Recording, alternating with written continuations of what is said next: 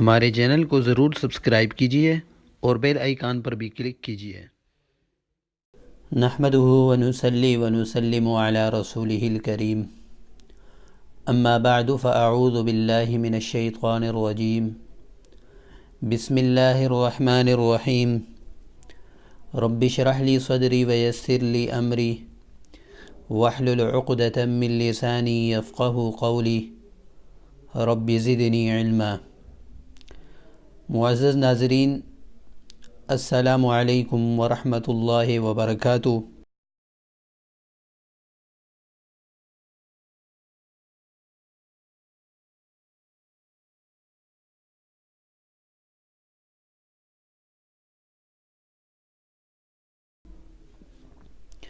اب تمام حضرات کا اپنے چینل الضحیٰ ٹی وی میں دل کی گہرائیوں سے استقبال کرتا ہوں۔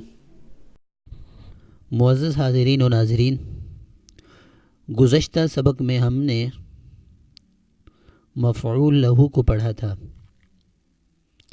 اور بہت ساری مثالیں آپ حضرات کے سامنے مفعول لہو کی پیش کی تھیں کہ مفعول لہو اس اسم کو کہا جاتا ہے جو فعل کی وجہ بنے۔ آج کے لیکچر میں ہم مفعول مطلق کا آغاز کریں گے اور آپ کو بتائیں گے کہ مفعول مطلق کیا ہوتا ہے۔ آج لیکچر نمبر 53 ہے۔ معزز سامعین، سب سے پہلے میں آپ حضرات کے سامنے مفعول مطلق کی تعریف اور اس کے بعد مفعول مطلق کی مثالیں آپ حضرات کے سامنے پیش کی جائیں گی۔ بھرپور توجہ کے ساتھ اور دھیان کے ساتھ سماعت بھی فرمائیں اور اپنے پاس نوٹ بھی فرمائیں تاکہ اللہ تبارک و تعالی ہماری اس محنت کو قبول فرمائے اور قرآن مجید سمجھنا ہم سب کے لیے آسان ہو جائے۔ مفعول مطلق اس اسم کو کہا جاتا ہے جو مصدر کی شکل میں تاکید کے لیے آئے۔ پہلے بھی آپ کو اس کی وضاحت کی تھی۔ جو بھی فعل ہوتا ہے وہ مصدر سے نکلتا ہے، جو بھی فعل ہوتا ہے وہ مصدر سے نکلتا ہے۔ جیسے کہ میں لفظ بولتا ہوں ضربا، یہ فعل ماضی ہے، اس کا معنی ہے اس ایک مرد نے مارا، لیکن اس کا مصدر ہوگا الضرب، مارنا۔ الضرب مارنا یہ مصدر ہے اور ضربا یہ اس سے آگے فعل بن گیا۔ تو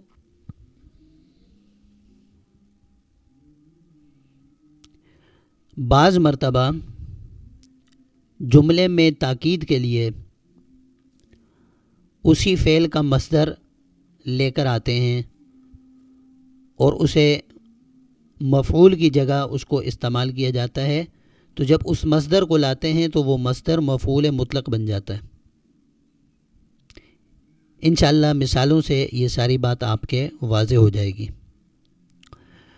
دیکھیے پہلی مثال، جاہدہم بہ جہادا کبیرا، سورہ الاسراء آیت نمبر 16۔ آپ جہاد کیجئے ان کے ساتھ، جہادا کبیرا، بہت بڑا جہاد۔ اب صرف اتنی بات سے بھی بات واضح ہو رہی تھی، جاہدہم بھی، آپ ان کے ساتھ جہاد کیجئے،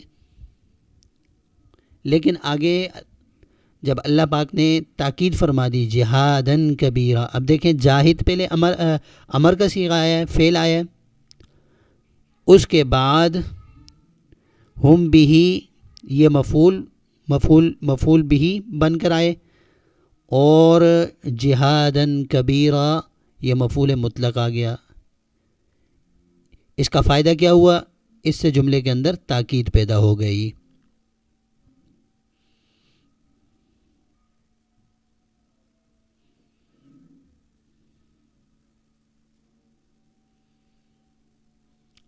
اگلی مثال آپ سماعت فرمائیے. دیکھیے جیسے کہ اللہ تعالیٰ کا قول ہے رتل القرآن ترتیلا. صرف اتنی بات کہہ دینا کافی تھی، رتل القرآن، پڑھیے قرآن شریف، لیکن اس کے ساتھ ترتیلاً کا لفظ لے کر آئے. اس سے کیا ہوا؟ اس سے جملے کے اندر تاکید پیدا ہو گئی.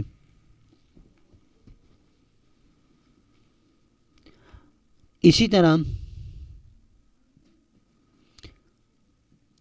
دیکھیں رتل جو ہے یہ فعل امر ہے، القرآن یہ مفعول بھی بنے گا، اور ترتیلاً مفعول مطلق بنے گا کہ یہ رتل کا مصدر ہے. ترتیلاً رتل کا کیا ہے؟ مصدر ہے. تو مصدر کو لے کر آنا یہ تاکید کے لیے ہوتا ہے.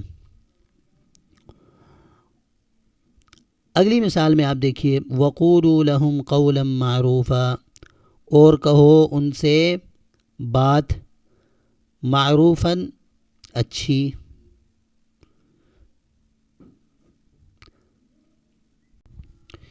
جی اگلی مثال آپ دیکھیے.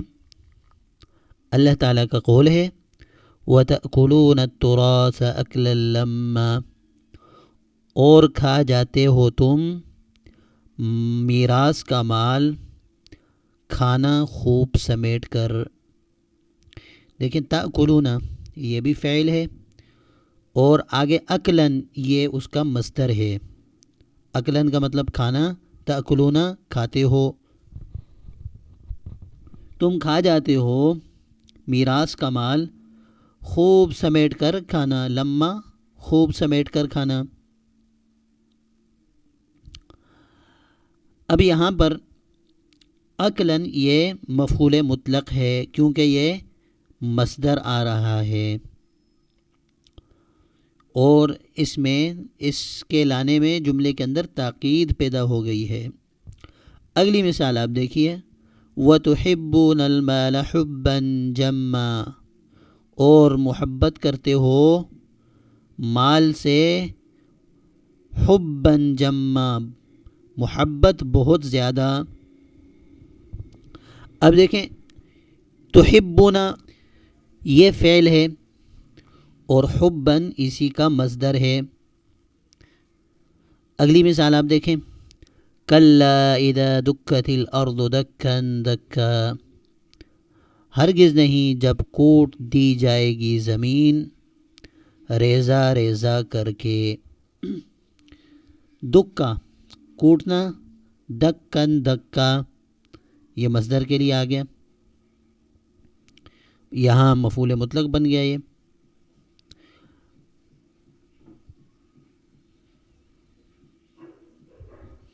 اگلی مثال آپ دیکھیے صببنا الماء صبا،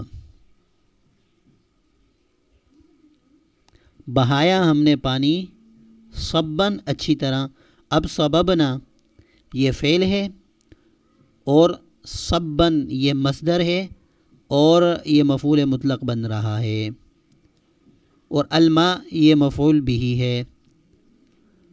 آگے دیکھیں اگلی مثال شققنا الارض شقا.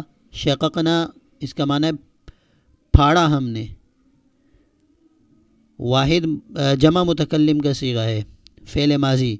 پھاڑا ہم نے الارض زمین کو شقن پھاڑنا، یعنی بہت عجیب طریقے سے ہم نے پھاڑا، تاکید پیدا کرنا ہے جملے میں. تو دیکھیں شققنا فعل ہے اور شقن اس کا مصدر ہے، تو مصدر کو لے کے آئے تاکید کے لیے، تو لہٰذا یہ کیا ہوا؟ مفعول مطلق ہوا. آگے اگلی مثال دیکھیں دمرنا ہا تدمیرا. دمرنا تباہ کیا ہم نے، ہا اس کو تدمیرا تباہ کرنا، یعنی بری طرح ہم نے اس کو تباہ کر دیا. تدمیر یہ مصدر ہے دمرنا کا، دمر یدمر تدمیرا، باب تفعیل سے، پیچھے آپ نے باب تفعیل پڑھ لیا ہے۔ تو الحمدللہ آج کے لیکچر میں آپ نے مفعول مطلق کو پڑھا اور مفعول مطلق کی بہت ساری مثالوں کے ذریعے مفعول مطلق کو آپ نے سمجھا۔ اسی طرح آپ کوشش فرماتے رہیں، قرآن مجید کھولیے اور اس میں جہاں کہیں بھی افعال آئیں تو ان افعال کو بھی آپ پہچانیے۔ اسی طرح ہم نے 4 مفعولات آج ہم نے مکمل کر لیے، مفعول بھی، مفعول فی، مفعول لہو اور مفعول مطلق۔ یہ قرآن مجید میں جہاں کہیں بھی آئیں ان کو آپ پہچانیے اور اس کے مطابق آپ ترجمہ کیجئے۔ اللہ تعالیٰ سے دعا ہے اللہ تعالیٰ قرآن مجید سمجھنا ہم سب کے لیے آسان فرمائے۔ وآخر دعوانا ان الحمد للہ رب العالمین۔ السلام علیکم ورحمۃ اللہ وبرکاتہ۔